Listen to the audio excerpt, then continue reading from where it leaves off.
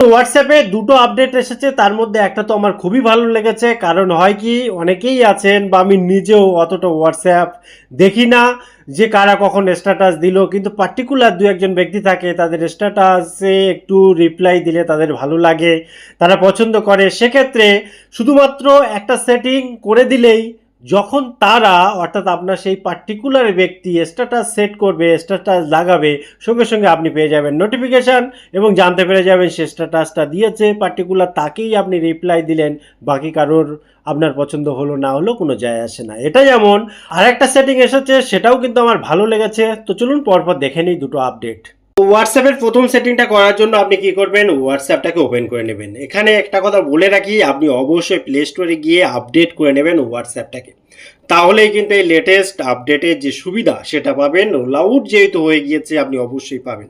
এবারে কি করবেন, এখানে দেখুন আপডেট অপশানটা রয়েছে, এখানে আসবেন। আসার পর এখানে দুই রকম ভাবে এই সেটিংটা করা যায়। ধরুন আপনার সেই প্রিয়জন যে অলরেডি এখানে আপডেট দিয়েছে, অর্থাৎ স্ট্যাটাস দিয়ে রেখেছে, তার জন্য একটা সেটিং। আবার যে এখানে স্ট্যাটাস দেয়নি কিন্তু আপনি চাইছেন না তার স্ট্যাটাসটা মিস হোক, বা তাকে একটা রিপ্লাই দিলে সে খুশি হবে, আপনিও খুশি হন, সেক্ষেত্রেও সেটিংটা আপনার অন্য জায়গায় মেন সেটিং থেকে গিয়ে করতে হবে। যার স্ট্যাটাস দেওয়া মাত্রই আপনি নোটিফিকেশান পেতে চান, তার স্ট্যাটাসে একবার ওপেন করে নিন। ওপেন করা হয়ে গেল। এবারে দেখুন এখানে 3 ডট পয়েন্ট রয়েছে, এখানে ক্লিক করে দিন। ক্লিক করার পর এখানে দেখুন একটা অপশান রয়েছে গেট নোটিফিকেশান। এই যে গেট নোটিফিকেশানের এখানে যখন আপনি ক্লিক করবেন, এখানে দেখুন অপশান উঠে এসেছে গেট নোটিফিকেশান, যেখানে লেখা আছে you will be notified when, এই নাম, যার নাম এটা, অ্যাডস এ নিউ স্ট্যাটাস, অর্থাৎ সে যদি নতুন স্ট্যাটাস দেয় সঙ্গে সঙ্গে আপনার কাছে নোটিফিকেশান চলে আসবে। তো এটা অন করার জন্য এই গেট নোটিফিকেশানের এখানে অন করে দিলেন। এটা গেল। এবারে ধরুন কেউ একজন সে স্ট্যাটাস দেয়নি এখনো, কিন্তু সে স্ট্যাটাস দিলে আপনি মিস করতে চান না। এরকম সিচুয়েশনে কি করবেন, ক্ষেত্রে সেই চ্যাটের উপরে আপনি প্রথমে ক্লিক করবেন। ক্লিক করার পর এখানে এই যে নামটা রয়েছে, এই নামের এখানে ক্লিক করে দেবেন।